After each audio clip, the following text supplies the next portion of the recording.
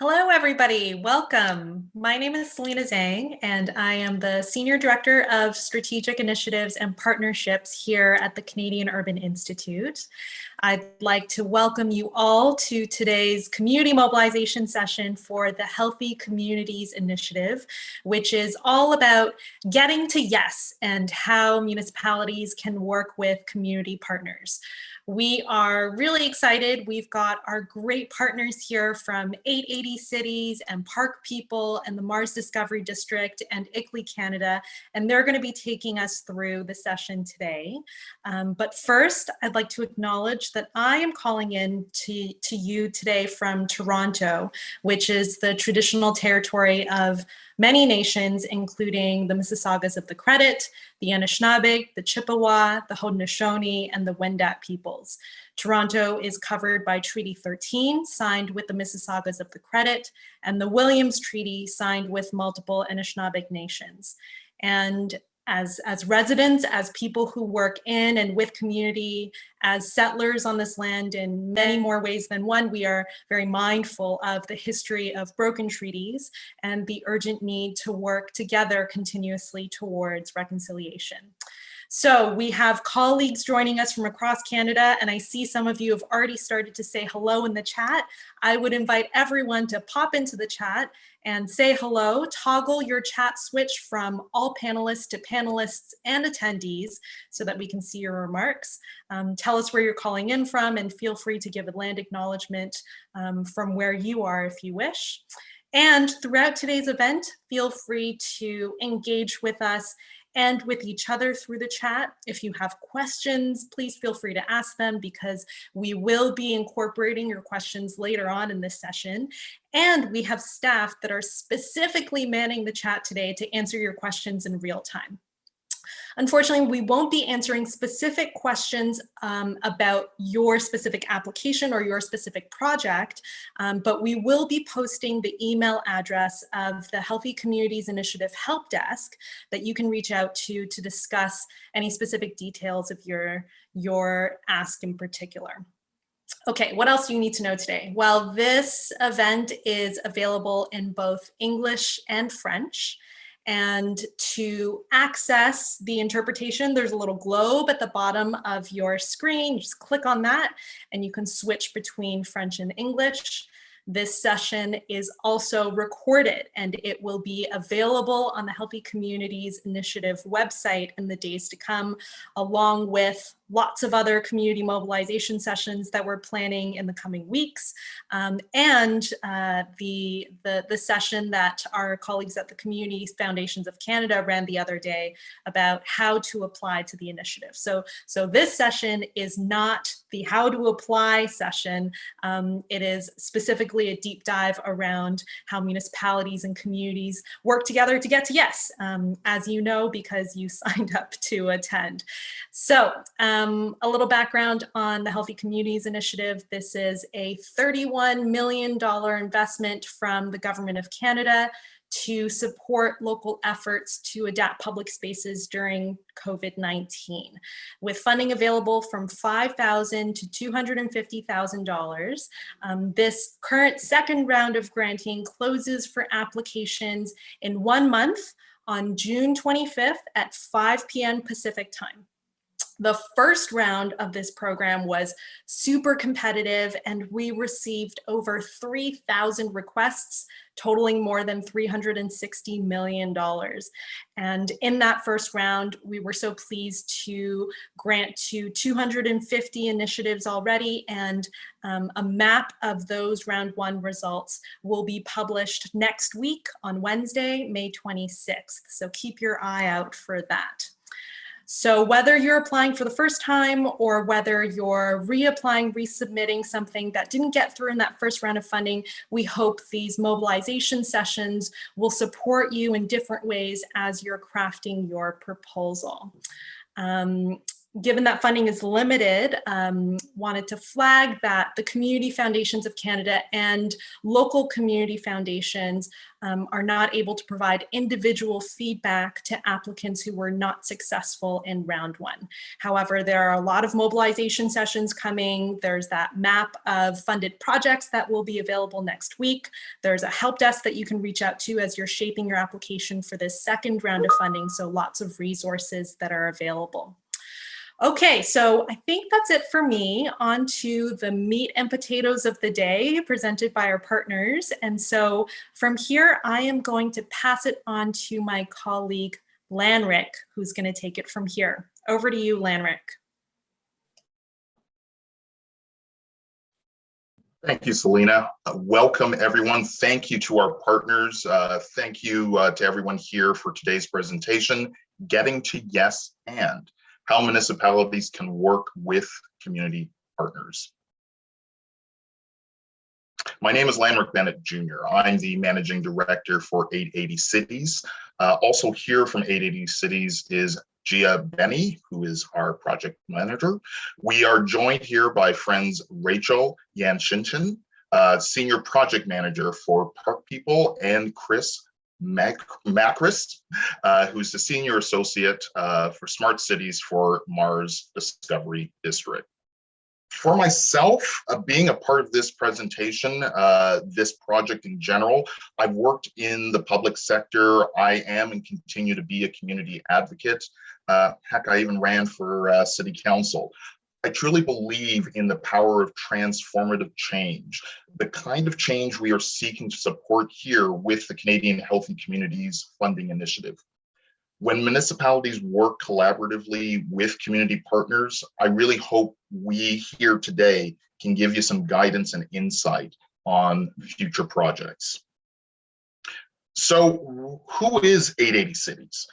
We are a non-profit organization based here in Toronto. We bring people together to improve streets, parks, public spaces towards the creation of a happier, healthier, and more equitable city. Our mission is to improve the quality of life for people in cities, no matter their age, their ability, or their socioeconomic status. We are driven by asking a very basic but serious question. What if everything we did in our cities was safe, accessible, and enjoyable for an 8-year-old and an 80-year-old? Cities would be then great for everyone. So I'm going to start off with just giving you a bit of where we want to take you right now. What we would like to offer today are some observations from the work in the many different cities that we've worked in, collaborating with over 350 communities across 6 continents. Our role has often been to mediate the relations between community and government. Community groups can often see government as tangled messes of competing objectives, where the left hand and the right hand might as well be operating on different planets. While government can often see the public as complainers who simultaneously want government to get out of the way while fixing all of their pet problems right now. This can be a frustrating cycle on both sides, and of course, not very productive. The changes we need to make and to address here are the challenges that are ahead of us. The COVID crisis, the economic crisis, climate change crisis means we need to find new ways of working together, both municipalities and community. We need both parties to be at the table. On a macro side, some of the largest and most impactful projects will need government support and leadership. A great example of that transformative change through city leadership was by our founder, Gil Penalosa.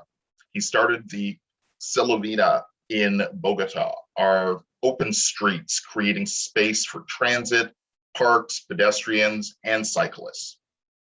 On the flip side, on the micro scale, communities do really amazing work. They can do small scale so much better at times that the government can really look at being more of a council and invite the community in as a partner to help communities build. Government is used to seeing itself as a regulator, and that is important, but they also need to see themselves as a facilitator, where they view residents and partners as collaborators and not just users. A great example right here in Burgess Park in Toronto, with the incredible leadership from the Thorncliffe Park Women's Committee to work with municipalities to create cultural repositories, programming, and infrastructure in response to the needs of the community. A quote from Annika Ager, a co-creation researcher, sums it up nicely. Politicians and managers must dare to give up control. On the other hand, citizens must get used to not just being demanding customers. They also need to take responsibility. It's time to get used to it for all parties. But let's be clear, especially in the light of our current pandemic situation. Government has made huge leaps, stepping forward in ambitious timeframes, responding quickly to the needs of the public in incredibly dynamic and unpredictable circumstances. Municipalities are doing some great work. With co-creation, there can be an even better, more meaningful, and longer lasting impact. Co-creation is a collaborative way of doing city building. It brings together the city's professionals and technical expertise and the lived experience of people in the community. It's not a matter of either or, but how that combination of both municipal leadership and community leadership can lead to transformative change. The whole is greater than the sum of one part. So let's start with the benefits of co-creation. We're looking at increasing public input and equity, increasing citizen awareness, lowering costs and managing risks, more targeted investment. As you all know, this is what community needs more than ever, and increasing the efficiency and effectiveness of city governments. Projects have a lasting legacy, sustainability in the community. So the title of our webinar is Getting to Yes and. It's an acceptance principle coined from the stages and classrooms of improvised leaders. In life, in city building, in the concept of co-creation, the toggle between saying yes and no can come down to funding, to political environment, to just an idea that cannot work no matter what's being thrown against the wall. That and is part of this principle that means to build on the reality that has been set forward, even when the end result will bring you to having to say no. Creating that bridge, that and at the beginning, helps to continue the conversation, to continue those ideas, to help, if necessary and needed, pivot into another direction. So how can nonprofits, community partners, and municipalities co-create? What are those benefits of engaging community partners? We see that there is strength in making those connections.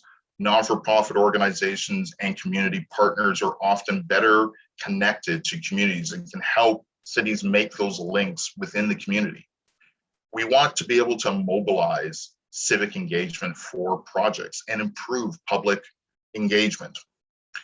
They can also help you understand the needs of the community and help you understand who will and who will not be benefiting from investments in your projects. And they can help you build trust in the community. But finally, I want to touch on a key principle in building a collaborative relationship with community partners. And that's acknowledging the expertise and knowledge of those community partners and a role that they can play. There's a ton of lived experience and institutional knowledge to share. Non-for-profit organizations are connected to those same community partners. They probably have the capacity to engage and establish trust within the communities themselves. Next, you'll want to build on existing relationships. You're going to be understanding that the time frame of these funding initiatives means you may not be able to start from scratch, but you can build on what you've already put forth. You'll also want to articulate clear goals, proactively defining what those goals are and how you measure the success so that that can be shown. Moving away from managed expectations and instead setting clear collaborative goals and objectives at the start. When we fall into managing expectations, it may mean we haven't done some of that front end work.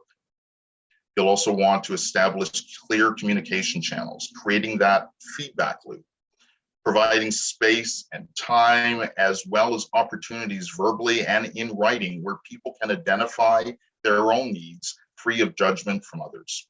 You want to determine a fair process for evaluating that community need.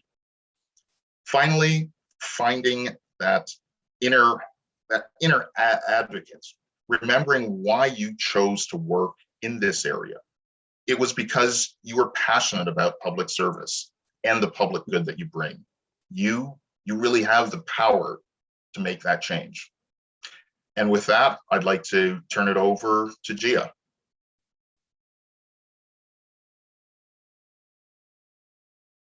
Thanks, Landrick. Hi, everyone. I'm Gia Benny, project manager at 880 Cities, and I will be talking to you about how some of the things that Landrick just explained translate to mobility projects.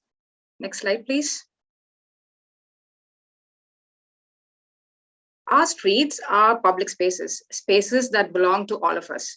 While they are highly regulated spaces for moving people and goods, they are also incredible assets to be leveraged to improve quality of life in communities. And they are essential to the goals of this funding initiative, which is about creating healthy spaces. And in the middle of the pandemic, municipalities have shown that streets can be adapted and reimagined. For streets and mobility-related projects, there are a few reasons why community partnerships are important. One is obvious, and Landrick mentioned this before. No one knows a neighborhood as much as the people living in it. No one can tell you what a neighborhood needs and do not need, like the people living there. To demonstrate this, I would like to tell you about the Neighbor Plan project in Peterborough. It was not a COVID response, but it is a great example of co-creation and co-design. The main goal of this project was to create design visions for active, healthy neighborhoods with the residents. Through walks, community barbecues, and pop-up events on the streets and parks, this project brought together residents and worked with them to understand what they needed and help them create a shared design vision for their neighborhoods. And although the vision that they created is not an official plan for the neighborhood, city staff is supportive of the project. They believe the documents will help them understand the neighborhood better and get a better understanding of what the residents want. And city staff also think that the documents will be useful when considering programming and interventions in these neighborhoods in the future. And if you remember, this is exactly what Landrick meant when he discussed the principle of building on existing relationships and assets. Next slide, please. The next example I have for you is all the way in San Jose, California. In San Jose, they have constituted a transportation equity task force. The constitution of the task force came out of the discussions around racial inequity that happened in the wake of COVID. And the task force consists of leaders and community organizations from diverse communities in the city. And the main goal of the task force is to collaborate with each other and the city on the development of the Emerging Mobility Action Plan, which is a plan that is being developed to identify the most effective ways to leverage new mobility services like e-bikes, e-scooters, ride-sharing services, etc., to ensure that they serve everyone in San Jose, including the marginalized communities. The task force is also involved in the engagement process of this plan. So they work with the project's engagement team to reach out to their respective communities and ensure that they are part of the decision-making process. Next slide, please. The last project I want to talk about today is Destination Danforth in Toronto.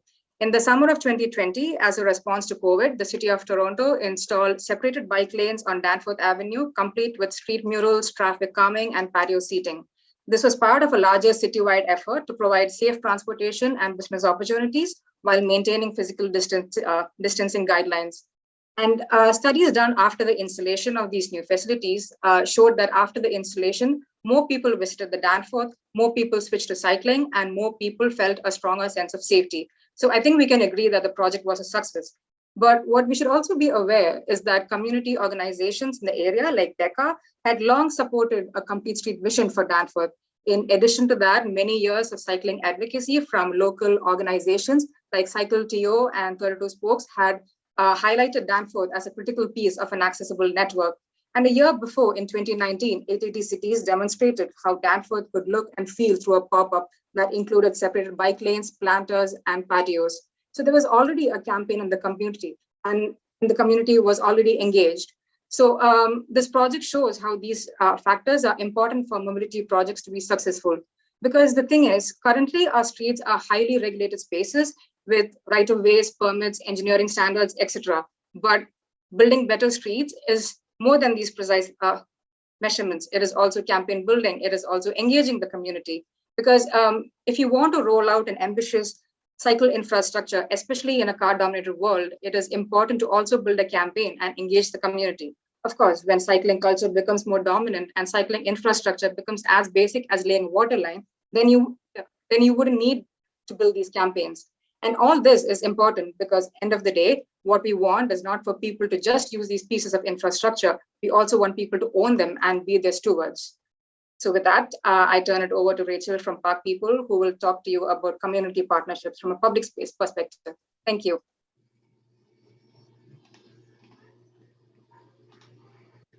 Thanks, Gia, Lanrick, and Selena, and to 880 Cities for inviting me here today, and my fellow presenters and panelists, as well as technical partners on this funding, and the Canadian Urban Institute and the Community Foundations of Canada, and to the federal government for their support.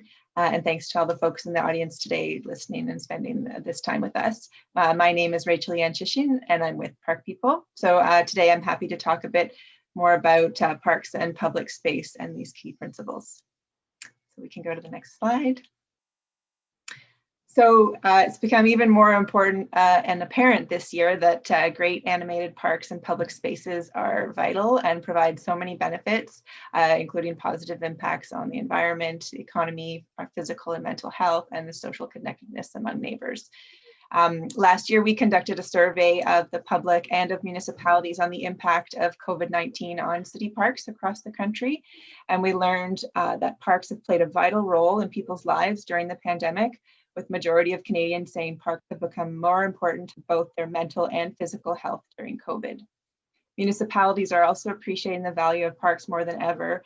94% of the cities that we spoke to said that amongst municipal leadership, they've seen increased recognition of the value of parks, both to public health and to crisis resiliency. So despite parks or park amenities being closed during COVID in the cities we surveyed, over half of cities reported that they have seen increased park use during the pandemic. 2/3 of Canadians said they've been visiting parks several times a week or more on average. Despite the increased usage and importance, municipal park budgets are still facing insecurity. 57% of the cities that we spoke to said COVID-19 is likely to have a negative impact on park budgets within the next year. So that's why partnerships and programs like the Healthy Communities Initiatives can really be leveraged to add value to core city services, not replace them, and in fact, make for more impactful programming in parks and public spaces. So I'm in the following slides, I'm going to just talk about a couple of cool projects so we can move to the next one.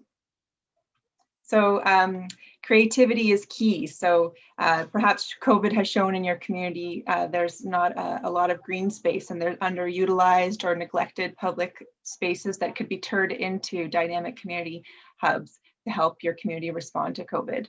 So this example of Flyover Park in Calgary is materializing the vision of a group of engaged residents who thought outside the box and reclaimed an underutilized space that was full of potential. The site was formerly a field of gravel sitting under an overpass and under the 4th Avenue flyover. So it was initially transformed by residents through small interventions or tactical urbanism, which is a citizen-led movement that gained force in the 2010s. It's a movement that encourages residents to test ideas that reclaim and transform forgotten public places into vibrant community hubs, one temporary intervention at a time. So installing pop-up parks in neglected spaces is a common tactic used by residents to test their ideas. And many of these temporary projects can lead to permanent upgrades. So Flyover Park in Calgary is its first tactical intervention to become permanent. Some of the small interventions they used included a windmill garden, community murals painted on the roads, and beautifying the fences and picnic benches in the area.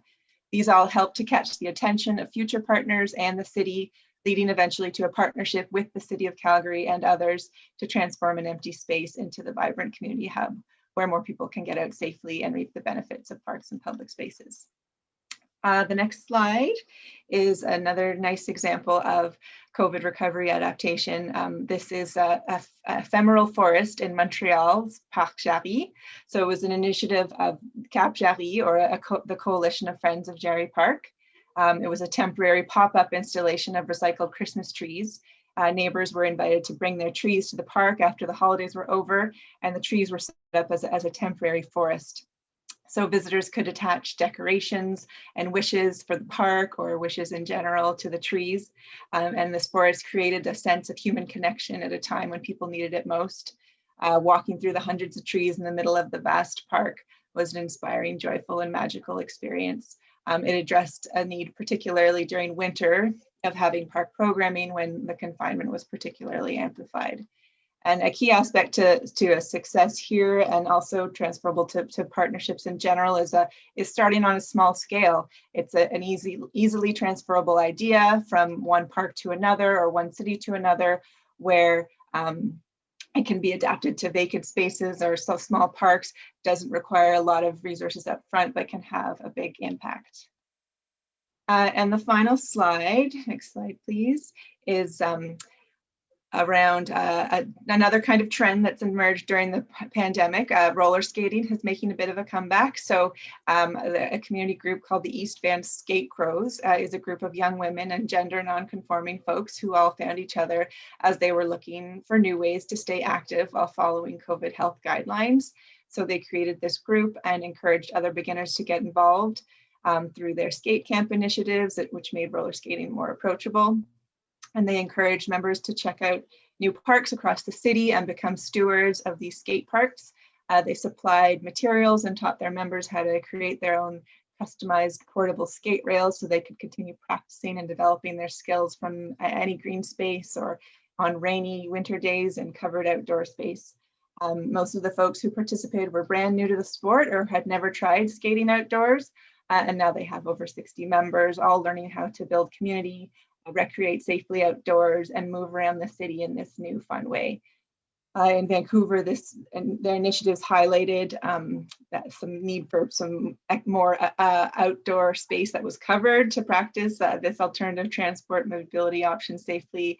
And again, just another small intervention that has some big impacts. And I think I will pass it over to Chris. Awesome. Huge smiles on my face just listening to some of those examples. Thank you again to all the partners on the call for including Mars on this conversation, and excited to be here. And I'll be talking about collaboration in digital interventions within our cities. So on to the next slide. So as we look around the world, often our most developed and tech-advanced cities are often the most unequal. At Mars, even though we are a tech and innovation hub, we hope to shift that paradigm as we support our entrepreneurs and innovators across both the public and private sectors to create positive change for their communities and local ecosystems. To explore these unique solutions, spaces, and partnerships, we all know and recognize that our cities and our city challenges are extremely complex, with many factors influencing the successes of solutions that we implement. As a result, we often need to engage a breadth of perspectives to surface problems and create holistic solutions. Moreover, collaboration, which we've been talking quite a bit about today, also brings together various stakeholders to build empathy, to build off each other's perspectives and experiences, and also to create support and trust towards proposed solutions with both internal and external stakeholders. So something else for consideration there. And lastly, when we think about novel responses to solutions that create impact post-pandemic or even during the pandemic, being open and vulnerable to explore new ways of doing or new ways of working in order for us to learn what may be possible as we build back better is something that is a core principle that we try to embody as well.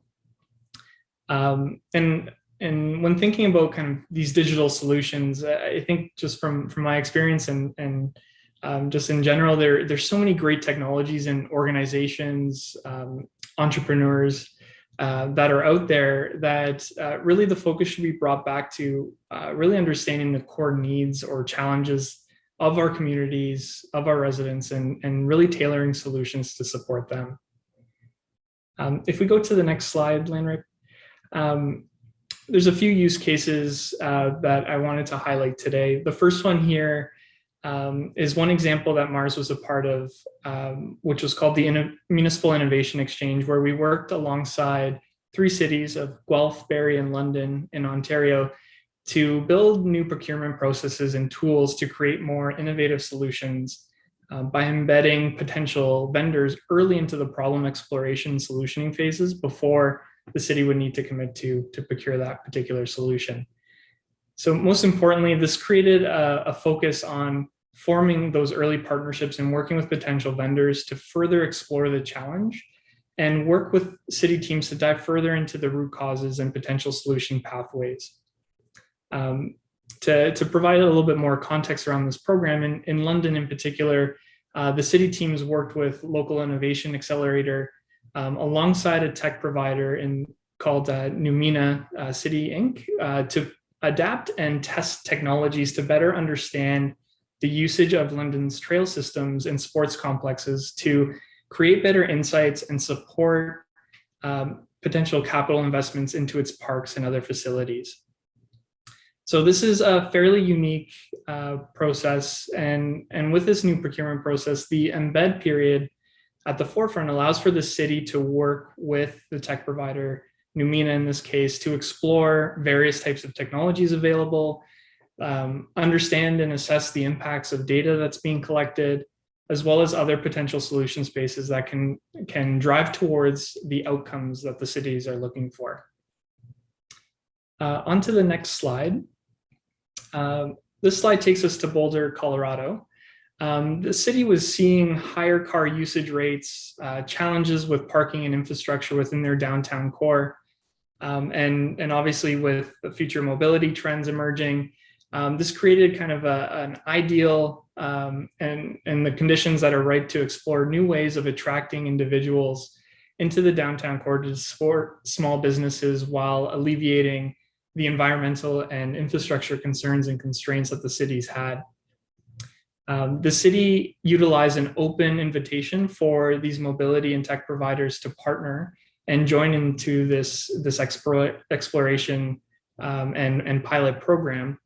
They attracted large companies like Uber, Lyft, Z-Trip, which is an accessible taxi service, and an intermediary called Commutify, which built a platform to administer the incentive program and allow the mobility providers to access the program and also provide data towards the program itself.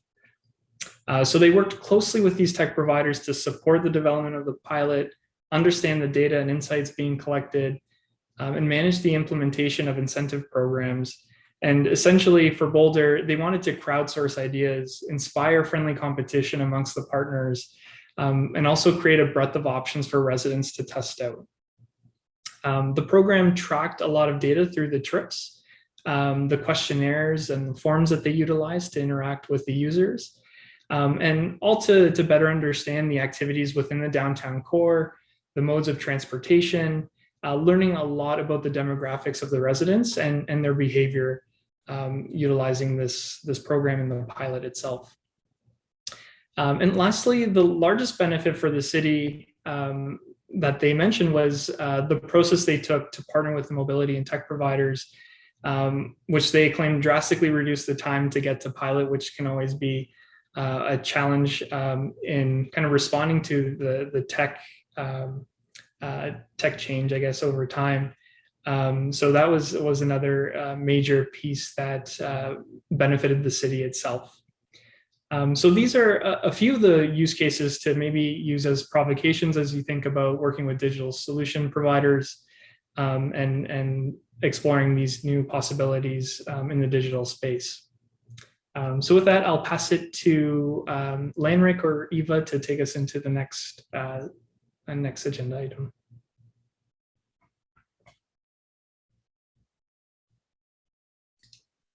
Hi, everyone. My name is Eva Jackson, and I'm the Managing Director with ICLEI Canada, and I'm so excited to be a partner to this session and as well to the Healthy Communities Initiative. I'll ask someone to stop sharing their screen.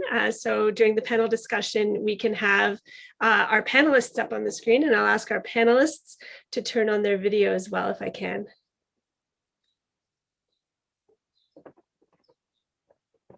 Thank you. Okay, so I'm going to start by introducing our two panelists. We're really excited to have a session where we can have a conversation to not only hear some more stories, which I think you'll agree were a really great way to learn about this concept of yes and through application in jurisdictions. So we're lucky to have with us Sue Holdsworth. Sue is an urban and social planner working at the City of Edmonton, and she has worked with other local governments in the past. She also volunteers as a board member for a community group called Paths for People, which I think is a unique perspective, bringing both the municipal perspective as well as the community perspective. We're lucky our other panelist also brings that perspective, almost as if we planned it that way. Andrew Pask is a planner with the City of Vancouver, and as well is the founder and director of the Vancouver Public Space Network, or VPSN, which is a volunteer-powered nonprofit city building organization founded in 2006. So I'll ask our panelists to come forth, which in Zoom land I think is quite easy to do, and we'll start our conversation without further ado. So perhaps I'll first ask Andrew to present and or to speak. And I guess what I'm thinking about is, in light of the learnings we've had from our presenters, both kind of generally on collaboration as well as in these specific themes, I'm wondering if I could ask you to share an example or two or three, a story of a community partnership that has worked for you in Vancouver, and maybe reflect on what might have made that successful. Sure. Thank you, Eva, and greetings to everyone. Greetings from the unceded territory of the Musqueam, Squamish, and Tsleil-Waututh Nations, aka Vancouver. So that's a great question. I mean, there's been an abundance of really cool examples already, but maybe two things that I'll just mention by way of projects that we've some experience with in Vancouver. One, a place-based project, and the other maybe more of an organization-based collaboration. So on the first front, I guess one example that's really fresh for us is Robson Square, which for those of you that have been to Vancouver is a central gathering place in the downtown, really in the heart of the city, that spans a number of blocks, but for many years was bisected by a road and open to automobiles. We had the opportunity really in the last decade or so to rethink that, and the way that came to place is through a number of means. One, an organization that I represent, the Vancouver Public Space Network, really started to prompt the question about what other opportunities there might be for this space, how we might think about it. The city was really interested in that conversation, and by coincidence, we happened to have the Olympics around the same time that allowed that space to be used for a number of different things. It really opened up a number of questions. I realize having the Olympics, depending on your perspective of them, may or may not be a luxury available to everyone, but it allowed for a really critical aspect of placemaking to take place, which is to seed different ideas and to do those sort of ephemeral transformations that have been spoken about, and that allowed our group and a number of other actors, quite an array of different community groups, to start working with the city to test different ways that space could be used, whether for a market, for public karaoke, for different types of democratic, social, and cultural activities. And that sort of ethos of experimentation has gone on for a number of years, really in the spirit of tactical urbanism, to the point now where in the last couple of years, the site has now been transitioned to a permanent, fully pedestrianized public space. So a real success story there. It took about a decade. In fact, the ideas for it went way back, several decades, to Arthur Erickson. But the sort of modern transformation took some time, took a lot of different players, but it was very much centered around a single place. So that's maybe one way to think about these transformations. The other is potentially sort of the deeper collaboration that can be fostered with an organization or a series of partnerships. In that sense, we had a design competition for rain-friendly public spaces, because in Vancouver we have 160 days of rain a year, and believe put a lot of thinking into how to use our public spaces and our streets and our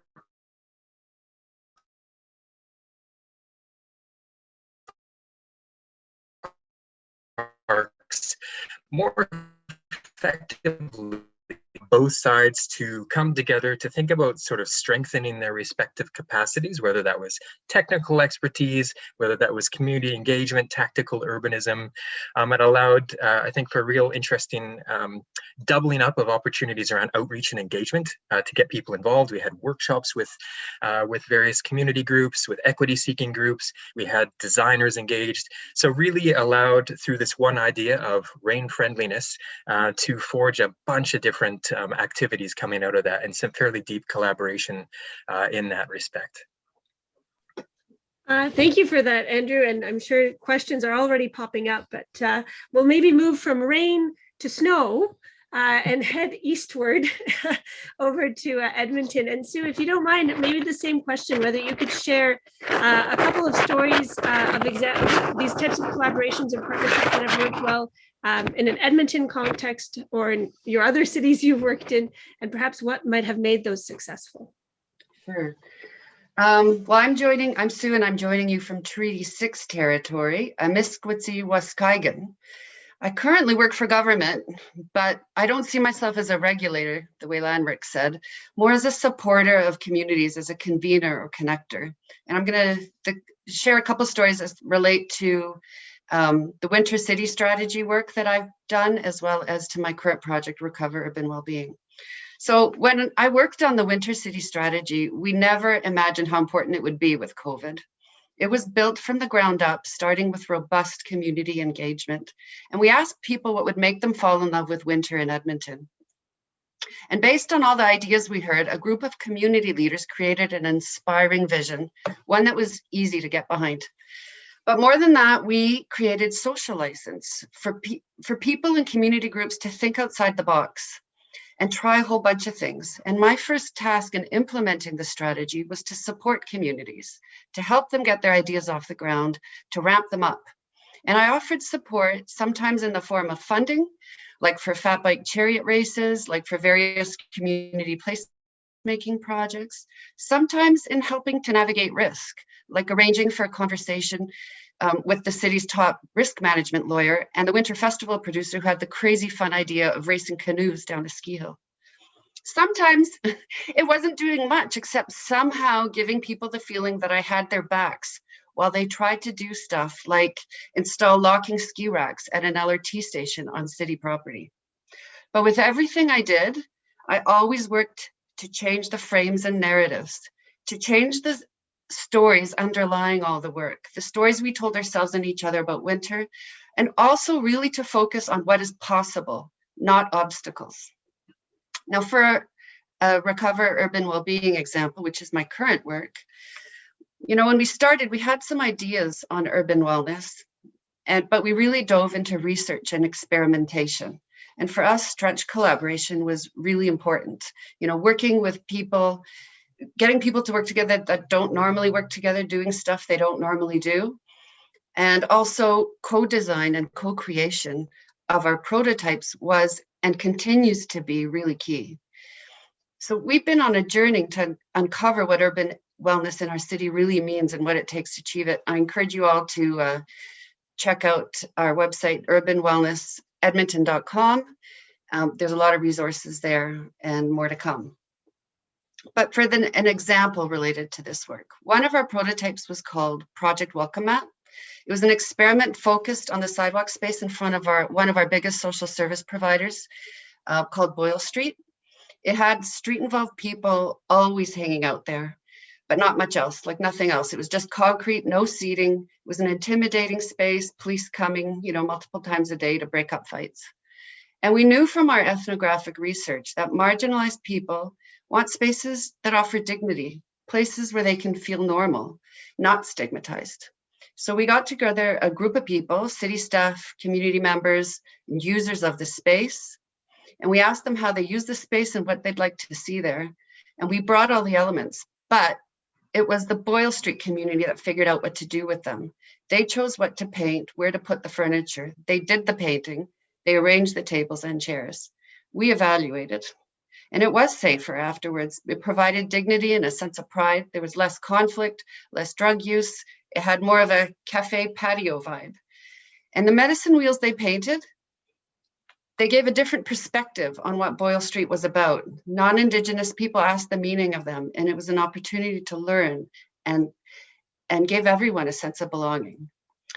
A Boyle Street staff member said that they were so proud of their community because they took it over. They jumped in and contributed. Co-design and co-creation were key to its success. And this last example I just want to quickly share isn't so much an example of like a project, more of an approach. And it's an example of how we begin meetings with partners when we get together. We often start with doing self-location exercises. And this relates to building trust, helping to understand knowledge of community.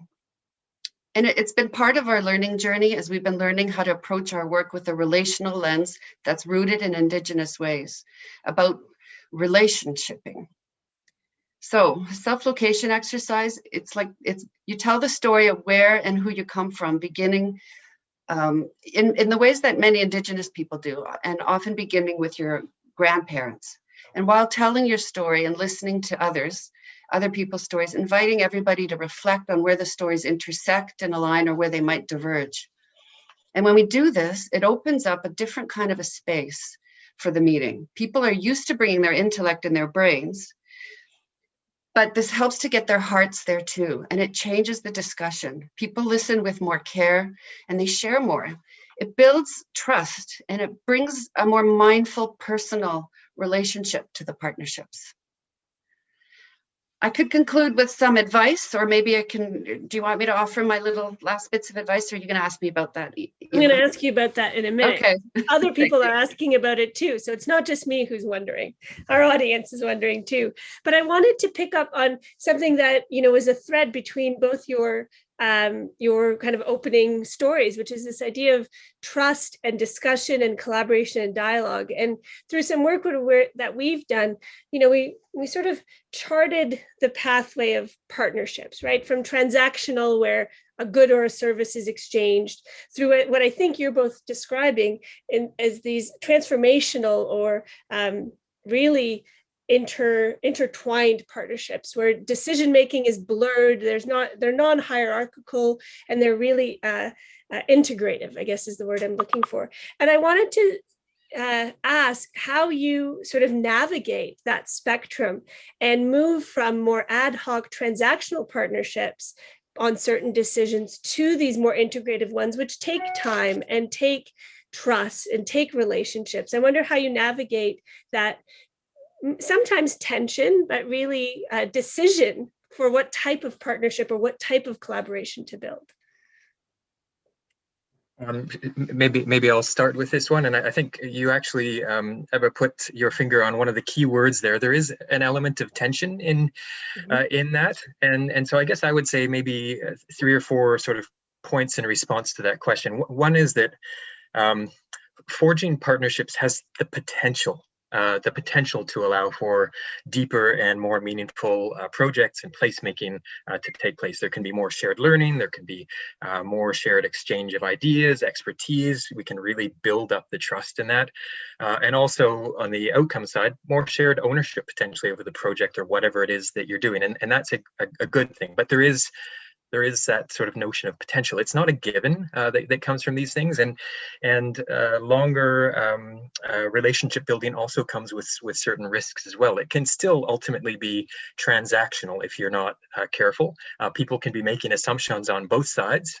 You know, I think it's important to remember, if you're a community group, that municipalities work in very different ways than the private sector or nonprofit organizations. There's a pace, there is a, you know, a notion of a process that is often quite foreign to people. And in a sense, it can also reinforce inequities.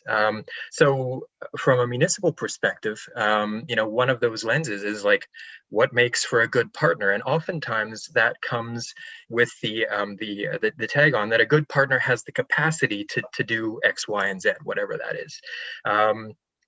Versus, could they be the sort of group that, with the right support, could be a good partner? And I think that's actually a pretty key distinction there, because it's important to interrogate that notion of who has a capacity, because that can be an equity issue in its own right. It often is. So I think that's one sort of key thing there. The other is that I'm not sure that we're fully beyond ad hoc. I don't know if I heard your question right, if we're trying to get away from that towards deeper relationships, or if it's just sort of recognizing that there's actually a spectrum of relationships here, and that, you know, there's actually a role for ad hoc projects. There's merit in deeper relationships, and there's merit to sort of more of the one-off stuff. The challenge in all of this is that cities tend to like consistency. So the secret to the deeper relationships is to try and forge those sorts of ultimate connections where there's capacity to support both types of relationships there, because the ad hoc stuff is quite important for innovation, for the tactical stuff, for experimentation, but also the deeper connections are equally important as well. And a bit of regularity, I think, and the deeper relationships is ultimately helpful for the type of culture shift around placemaking and the importance of public space. And this sort of culture shift, recognizing the value of place first public spaces and city building, takes time.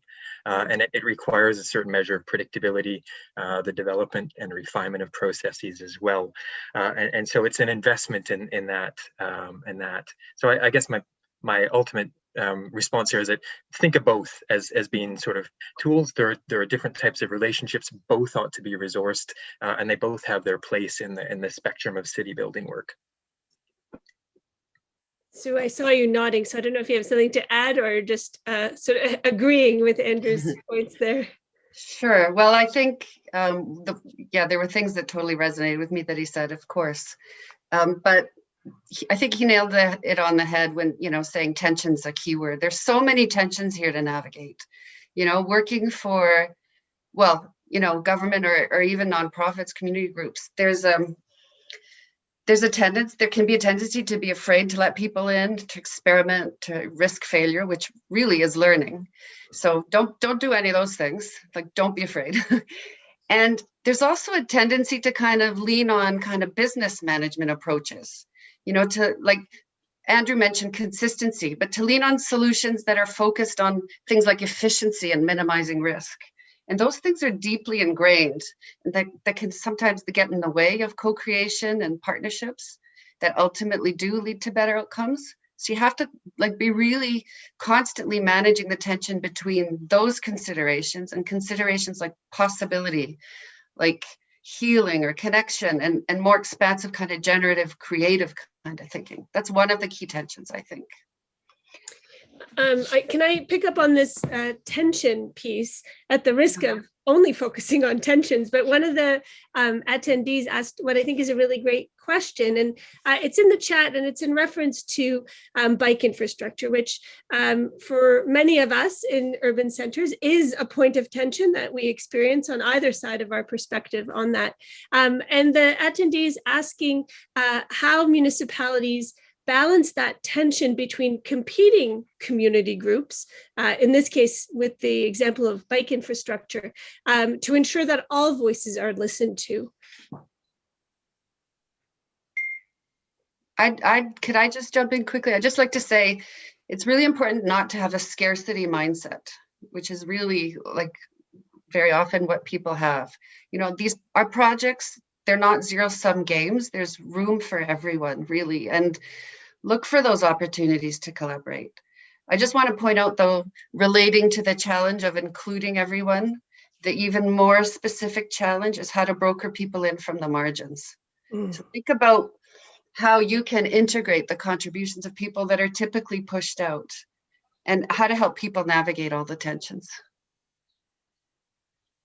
And also, just one last thing, you know, work to become really conscious of how you're carrying yourself in relation to the communities, you know, you're serving or working with or incorporating. You know, you can check out our self-location tool if you like.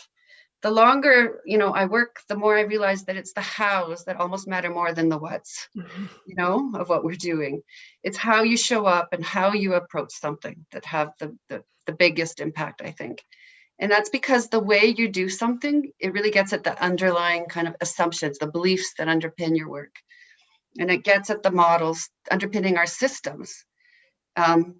You know, and so I encourage everybody to always examine those assumptions underpinning their work, their how, and especially in light of COVID and all that it's revealed. There was a comment in the chat box on creating empathy and connections, and I think that's what you're speaking to exactly. So yeah. And the research we've done with Recover Urban Wellbeing is like really deep ethnographic research. It's not like traditional big data stuff we're used to. It's really getting at people's motivations and aspirations and learning about that. It really does help build empathy and understanding and get to better solutions. Mm-hmm. I think Sue did a wonderful job of providing a really strong answer to that. I would only add one other thing, maybe just for consideration, and that is that as part of those conversations where you are dealing with contested spaces in the city, it's you know, the who's part of the conversation is of foundational importance.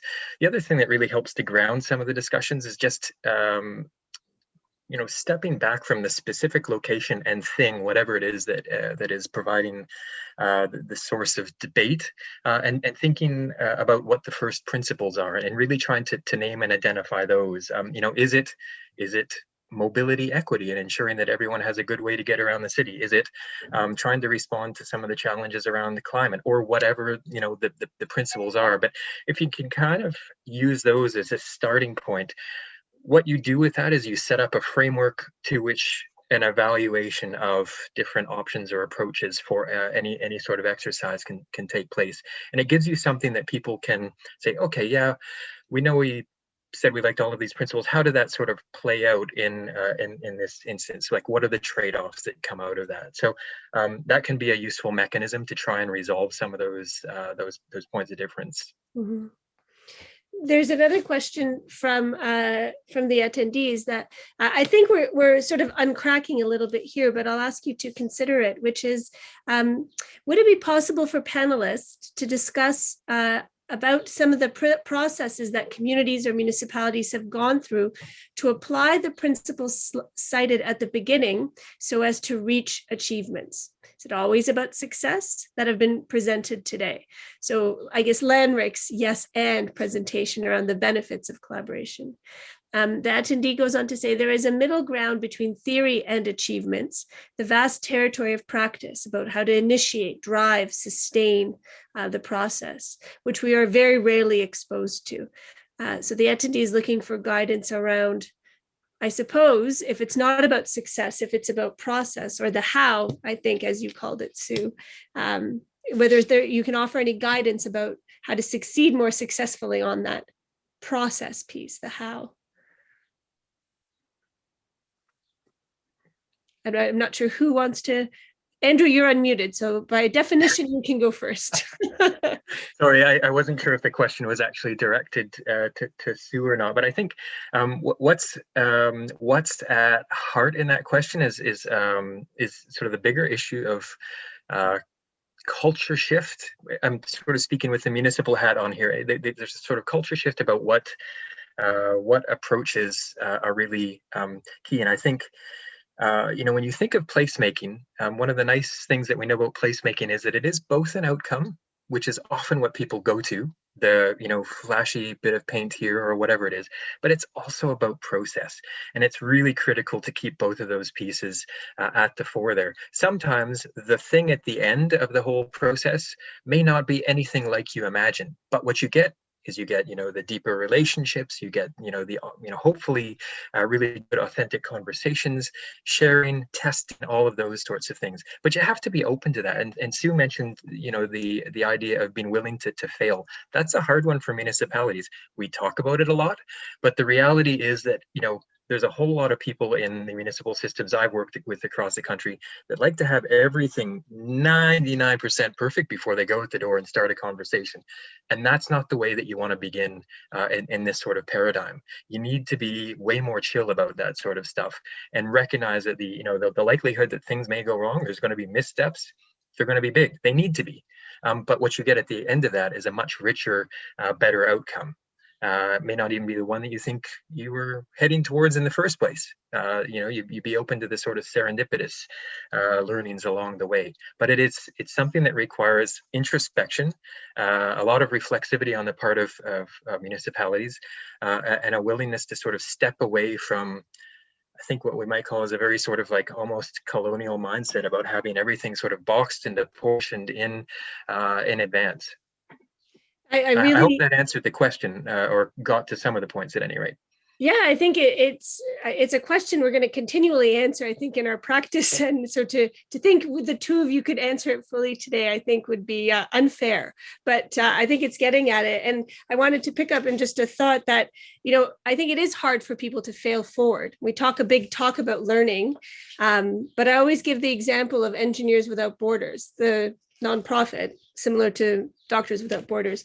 They produce an annual failure report where, similarly to their annual report, which documents all their successes to their funders and their charitable donations, I think it's a big testament that if the engineering community can openly share their failures in such a public way, that it gives all of us license to do so more openly and more effectively. So I really like that you mentioned that, Andrew. Thank you for that intervention. I wanted to ask a question that we get faced all the time in my line of work, where we support a lot of pilot and demonstration initiatives. And I think it's a comfort zone for municipalities to work in the pilot space because it's small. And if it doesn't work out, it was a pilot, we just tried it. And I'm wondering if I could ask the two of you, and Sue, maybe I'll go to you first this time. One of the challenges with pilots is that they are small and they're discrete. So how can we kind of get beyond partnerships for discrete pilot projects and really move to more kind of transformation within our urban systems on these issues, if we're always starting with pilot projects on individual street corners? Well, I think personally, scaling is hard. It's just super hard. There's so many challenges for so many reasons. But I think maybe it helps to start before pilots, actually, to start with prototyping, which is different from piloting.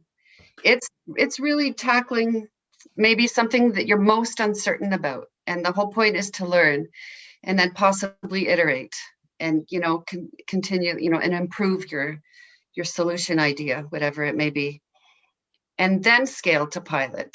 Because, you're not just trying a small idea of a small version of the bigger idea. It's really figuring things out in a more robust way before you even get to pilot. And then maybe you're more likely to scale from that point on, like doing even more front end work.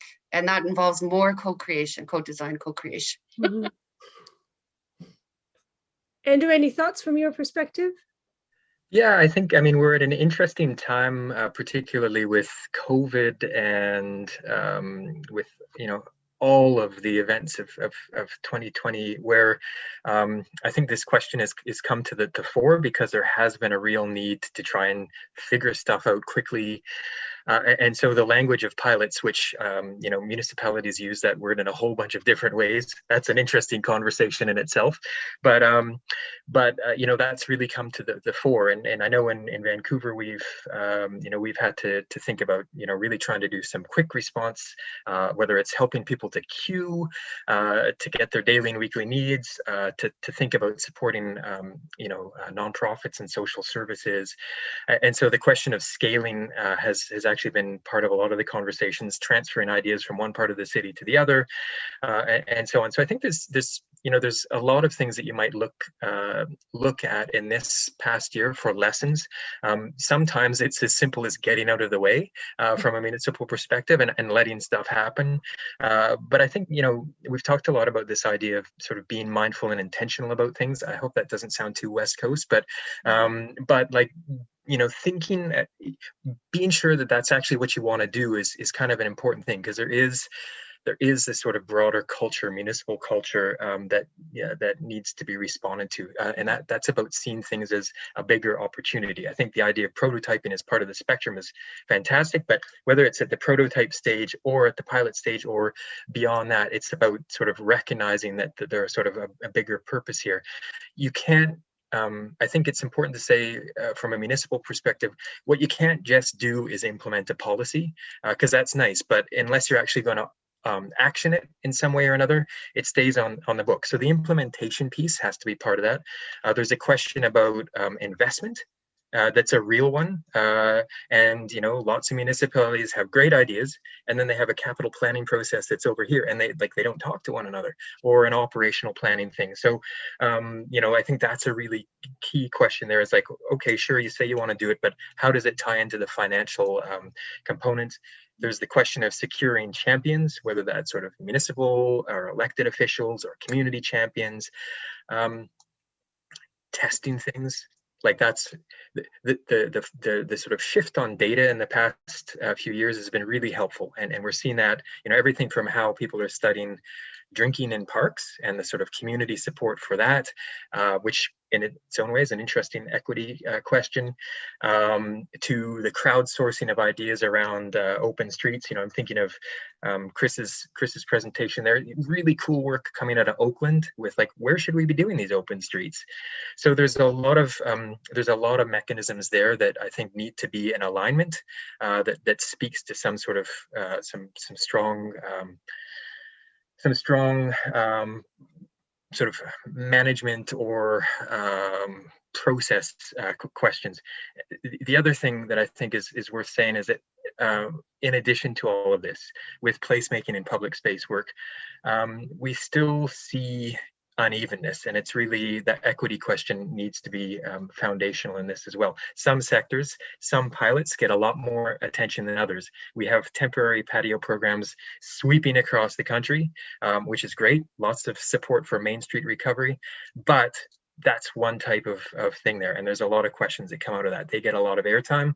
What are the other sorts of mechanisms that can support pilots for folks that can't afford to sit at a patio for their beverage or meal of choice? So I think that's a very interesting question you asked. And I think another interesting tension from my perspective is around relationship building, empathy, connection, and data, right? How can we make those two work together as opposed to be one or the other? Like, we're either going to use data for decisions, or we're going to use connections and relationships and trust for decisions. But there must be a space where they can interweave to really come to a better collective decision and better collaboration that has data as well as need and a relational element that justifies that data. We're prototyping something related to that right now. We just starting it. It's called Oracle. I'll when I'm done talking, I'll type it in the chat. But it's data is typically extractive, right? Mm-hmm. How do you make it more relational? This is what we're going to be testing, and we're going to be using storytelling and creating some sort of and creating a new role for this called the local listener, and collecting different kind of data around well-being, what it means to be well in your community, and and creating a sort of a visual dashboard. But one of the questions for us is, how does the process of collecting the data, how is that in an intervention in and of itself? Mhm. You know, because we're really thinking about how to decolonize data, you know, how to bring in, you know, other more experiential knowledge and indigenous ways of knowing. These are things that are really important to us with this particular prototype called Oracle. Oh, Edmonton, punching Yeah. above your weight. I want to end. We have 5 minutes left for our portion of the discussion, and then we'll hand it over to our friends from the Healthy Communities Initiative. But keeping to mind our session title of Getting to Yes and, what advice would you give to other municipal leaders and staff and to community groups looking to build better and more community partnerships? Okay. I think I have a few quick ideas for lessons that may be helpful there. So in no particular order, I guess one thing I would stress up front is, and this is not just related to sort of our immediate pandemic position, but it's the idea of recognizing the foundational role that public space and placemaking play in city building. And that may seem obvious to everyone on the call, but it's not obvious to everyone out there. Public spaces are at the heart of how people and communities see their communities, civic identity, health, well-being, democracy, et cetera, et cetera, et cetera. And these should really be at the center of how we build cities. And that's thinking about the life cycle of spaces. It's thinking about the life cycle of groups that are involved with the spaces, about how we can involve community as stewards, as co-creators. So that's one. The second, we talked a lot about equity today. I'll just say it again. We need to be intentional and humble and self-reflexive about that. Recognize that there are huge trust issues, that public space and placemaking, they come with a lot of norms attached to them in the design and regulation of these spaces. And we have to really think about investigating those closely, knowing that we're going to stumble along the way. Third, accessibility and wayfinding. We need to apply the principles of a good public space to these processes we've talked about. The user experience, it's really great commentary on that from Chris. You know, we need to think about that user experience. Municipalities, for folks on the outside, are labyrinthine. It's really hard to navigate them. Different departments, different people doing different things. You know, and vice versa, municipalities don't necessarily have a good sense for the networks in the community. So how can we support wayfinding goals in that respect? Fourth, we got a toolkit that we can use here. Lots and lots of stuff. The capacity building, the funding, there's questions of expertise, there's questions of investing time, not just money, time and relationships, staff time. We can actually create cool toolkits. We can think about the regulatory environment. We can think about turning a blind eye. We can think about the role of sweat equity and these sorts of things. I say on that one, municipalities, empower your staff. They love to do placemaking work as well. And it's a really great way to sort of foster hands-on connections with community. Foundationally, my fifth point, this is about power sharing. So let's just name it as such. It's really about ensuring that we understand that we're trying to co-create in a legitimate and authentic way. So it is about maybe revisiting the language that we have in municipalities around being asset owners or in charge of this or that or the experts on, and thinking about how that can be part of a broader dialogue to build a better city for everyone. So let's start the conversation and persevere. Thank you, Andrew. Sue, any advice in our last couple of minutes? Well, I'll just be really brief and I'll just say focus on possibilities, on potential. Don't have a scarcity mindset. Don't be afraid to experiment, maybe to fail, you know, because that's really learning, and make space for other ways of knowing and kind of being. Thank you so much. I can't This has been such a treat. We just met the other day for the first time, and I feel like I'm talking to fast friends and old friends about a topic that's likely near and dear to all of us. So thank you so much. One of our attendees, I think, put it well. You two are bright stars in this world, and please keep on doing what you do, because I think it's so much inspiration for other municipalities on the line and community groups. So I'll pass on my thanks to the two of you on behalf of all the organizers today, as well as attendees, and a virtual round of applause from, I think, hundreds of voices today. So thank you so much. And I think I'm passing it to Rupal now to navigate some Q&A that's going in that chat box. Thank you so much. That was very smoothly moderated. I really enjoyed listening to that discussion. So thanks, everyone. I'd like to welcome on Michelle from Community Foundations of Canada to join us to answer any specific questions about the program. And I think we're also going to invite all of the speakers back on, because I know there have been a number of questions in the chat also directed to specific speakers. Now that I see Michelle, I've got a couple of questions here that I think might be really relevant to the folks that are on this call. So just some basic information about the Healthy Communities Initiative. Can a municipality just apply for this funding? Everyone, thanks, Rupal. So the question is, can municipalities apply? Yes, they can apply. Yes, they are eligible. However, any organization can only apply once. And that's where the conversation today is very relevant and where collaboration can be incredibly important. So you've heard a lot of ideas today around the sessions and how you can collaborate with municipalities. So we would encourage community organizations and municipalities to work together whenever possible.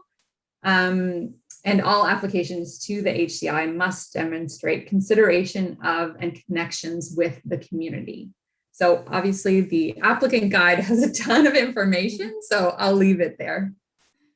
And I also know that this question comes up a lot, which is what project permits or licenses do you already have to have in place before you apply or before you get your funding? So do you have any advice for people who are considering a project where they may have to ask their municipality or their local government for special permits? That is a very important question. So not every project is going to need a permit.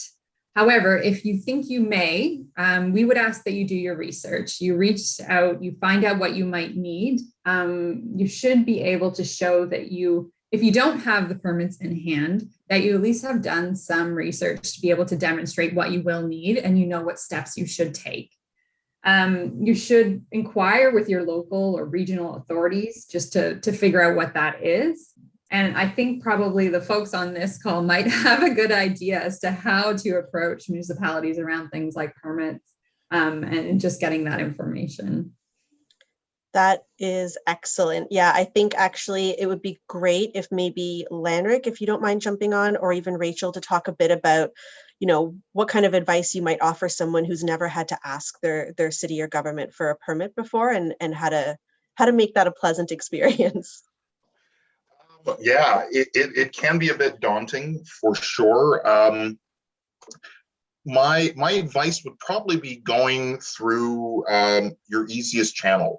So for me here, living out in the east end of Toronto, that's my counselor, and reaching out by phone, email, on Twitter, and just saying hello. If you've never actually talked to your local political representative, your counselor or that representative from the municipality is probably your best bet to be almost an advocate for you as well, and they're going to have a lot of access and a lot of ability to get you the answers. Even if they don't know specifically themselves, they'll have the ability to reach to your municipal governing body and find out exactly what it is that you'll need to pursue your project.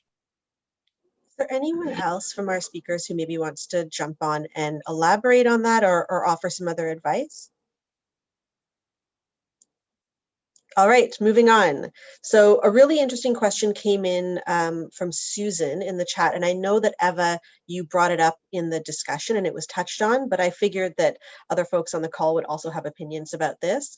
So she says, do you have any tips on competing interests? The local bike society in my rural area is going to apply for a grant for a trail to make it a bike trail so they don't have to ride by the highway. It would make more sense for the entire community to have this for their use as a multi-use trail. How do we help? How do we as a municipality help ensure that all voices are listened to? It's a big one. Who's the brave soul who wants to jump in with some advice?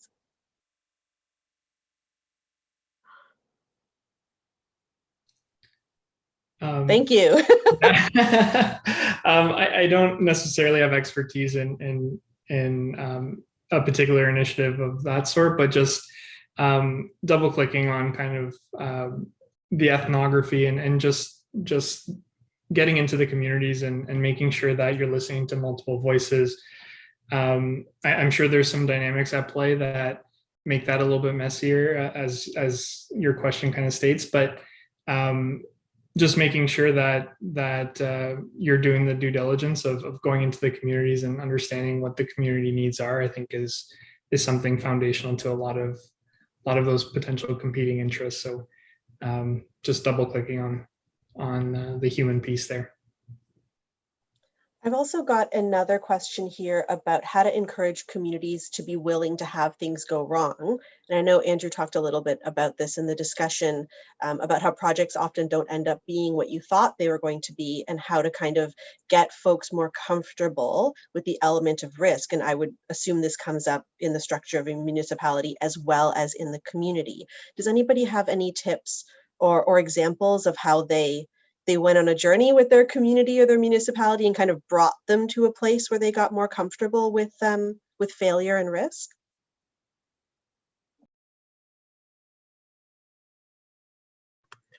I feel like I may have answered this a bit already, so if someone else wants to jump in instead, by all means. But one of the things that we discovered that's helpful is, and this has been prototyped in other cities as well, is just the idea of having test spaces that are sort of explicitly spaces where you're testing ideas. Now, that may not be fully the answer to all of the types of projects that people are thinking of there, but sort of being a bit declarative about that as part of the process means I think people can be a little bit, upfront, a little bit more forgiving, and come to see, oh, does this work or not? And they can kind of get into the spirit of that, which is a good mindset to come to, as opposed to building up expectations up the front that this is going to be the coolest thing ever, and then finding out after the fact that it isn't. So, Boston's got a really great innovation test space. We used Robson Square in a way for, every year, like a new type of thing. Some worked way better than others, and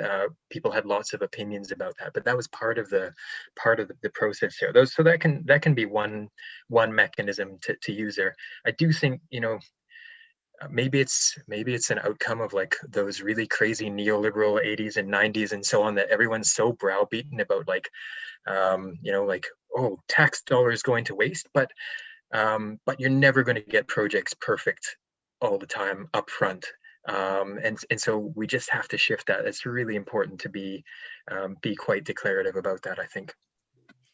I love Andrew's answer. And there's a difference from, we're not building $1 million bridges necessarily, you don't want to fail with that.